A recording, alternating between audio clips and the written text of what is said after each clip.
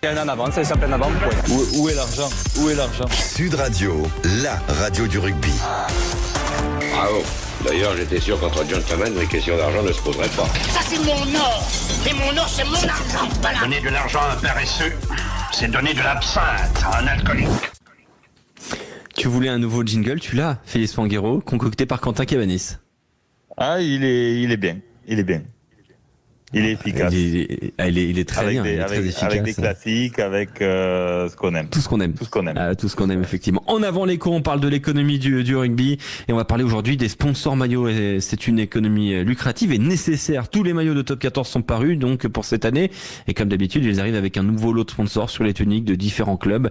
C'est une économie, je parle d'économie lucrative nécessaire. À quel point elle est importante dans le budget d'un club, Félix Panguero? Alors, c'est une économie qui est extrêmement structurante, d'abord parce que en termes de montant, c'est un socle très important du budget sponsoring des clubs, mais surtout, c'est un des pôles principaux sur lesquels on a de la vision plutôt à moyen long terme. On arrive à signer des contrats sur des durées plutôt longues, pluriannuelles, et donc ça rassure forcément les clubs qui préparent leur budget sponsoring tous les ans. Donc après, c'est un marché qui est un peu compliqué. Là-dessus, il y a un vrai écart entre le top 14 et la Pro D2, par exemple. On voit que c'est plus difficile pour certains clubs de Pro D2 de remplir leur tenue. Et puis pour certains clubs de Top 14, il y a des choix stratégiques, soit d'aller au bout de ce que permet la Ligue nationale de rugby, puisque tout ça est très encadré en termes de nombre de sponsors possibles sur la tenue, on y reviendra. Il y a une règle différente entre le Top 14 et entre la Champions Cup, par exemple, au niveau européen.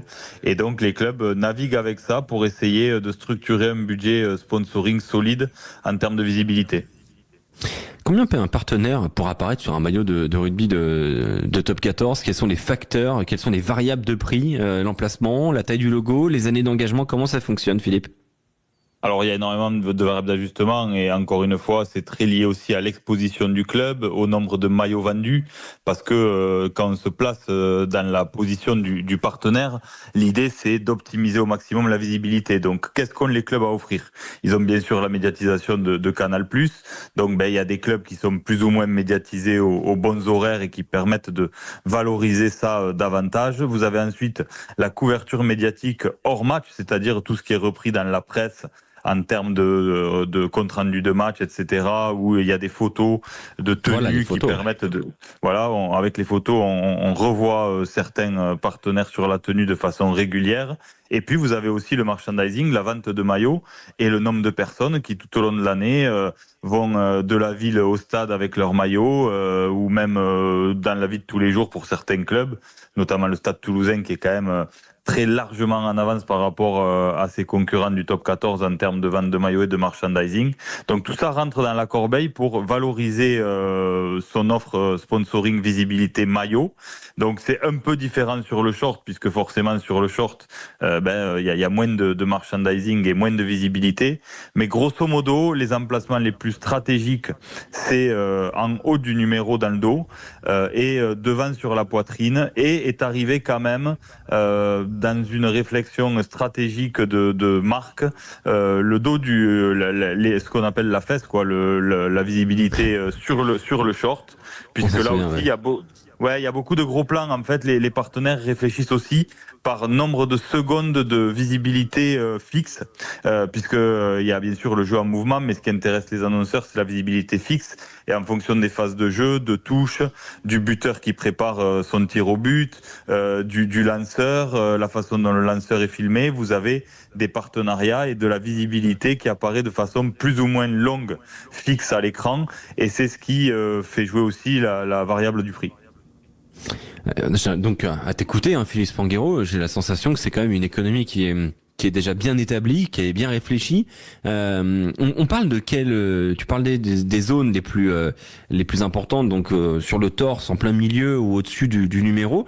Mais on parle de contrats à combien de chiffres pour les clubs les plus importants du top 14? On parle je sais pas, c'est pour ça que je te pose la question, de contrats de 10 à 100 000 par an, de 100 000 à 1 million. On est de quel ordre à peu près? Ah oui, non, on est très largement au-delà de 100 000 euros par an. Aujourd'hui, sur les gros clubs, ceux qui qui sont le plus médiatisés, qui prétendent au titre sur les gros emplacements dont on vient de parler, c'est-à-dire la poitrine, le haut du dos ou la fesse. On est sur des montants de contrat entre 300 et 700 000 euros. Et puis il y a certains clubs qui surperforment en sponsoring sur certains partenariats spécifiques et où on dépasse quasiment le million d'euros pour la visibilité à certains emplacements.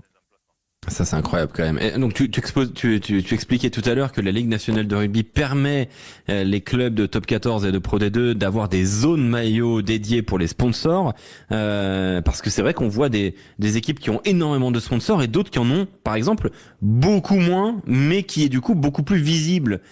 Comment on gère la balance? Comment les clubs réfléchissent à ça? Les clubs, en fait, ils réfléchissent surtout en budget tenu. Donc, ils additionnent tous leurs sponsors. Donc, vous avez plusieurs possibilités. Vous pouvez aller jusqu'à 10 partenariats visibilité intégrant le partenariat la visibilité de votre club. Donc, grosso modo, ça laisse 9 emplacements sponsoring. Donc, vous avez les deux cuisses du short, vous avez la fesse, vous avez le bas du numéro dans le dos, vous avez le haut du numéro dans le dos, vous avez le partenariat le plus visible face torse poitrine. Vous avez la possibilité d'avoir un partenariat sur une des manches, puisque sur l'autre manche vous avez le logo du top 14. Et puis ensuite vous avez éventuellement de la visibilité sur le torse, à droite et à gauche, en fonction de comment les clubs mettent leur logo. On a vu de plus en plus de clubs mettre leur logo au milieu pour avoir de la disponibilité et de façon plus esthétique avoir des partenaires visibles de chaque côté. Donc voilà, chaque club a sa stratégie, mais grosso modo, on raisonne en budget global tenu. Et aujourd'hui, si on raisonne comme ça, vous pouvez vous dire que les clubs qui sont performants en top 14, ils sont entre 2 millions, 2 millions 2 et plus de 3 millions de recettes annuelles de budget tenu. Et du coup, dernière question, Philippe Spanghero, est-ce qu'un maillot au domicile, un maillot extérieur doit présenter les mêmes logos, les mêmes sponsors et du coup, l'importance, par exemple, d'un troisième maillot européen, c'est que du bonus sur ce point-là, du coup, j'imagine, parfois d'ailleurs avec d'autres sponsors.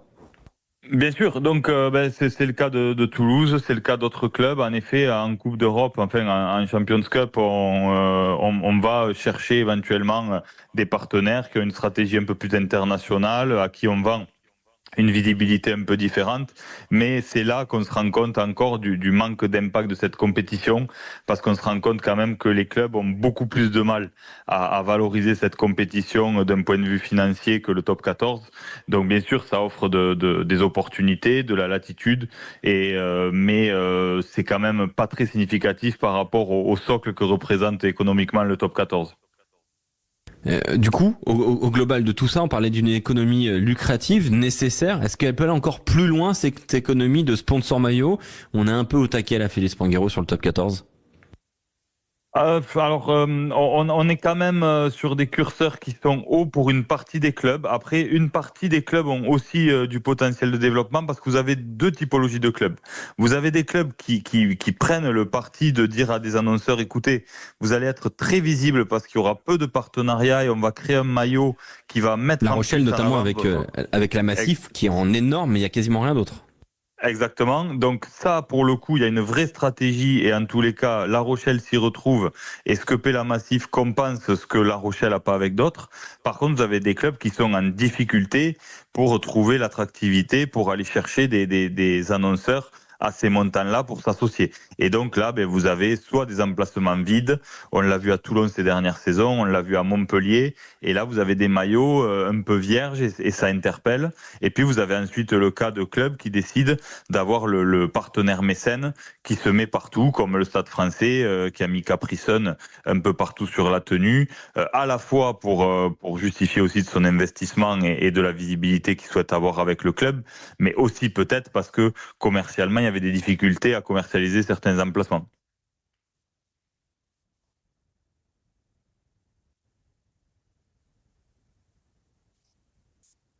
Radio en intégralité sur la chaîne YouTube de Sud Radio et les meilleurs extraits sur nos réseaux sociaux Facebook, Instagram et Twitter.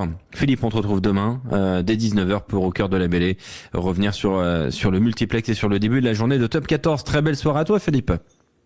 Vous aussi, on a encore une belle journée de Pro D2, régalez-vous pour la fin. Merci beaucoup Philippe. À demain, Salut, on messieurs. revient justement sur le multiplex Pro D2 dans un instant.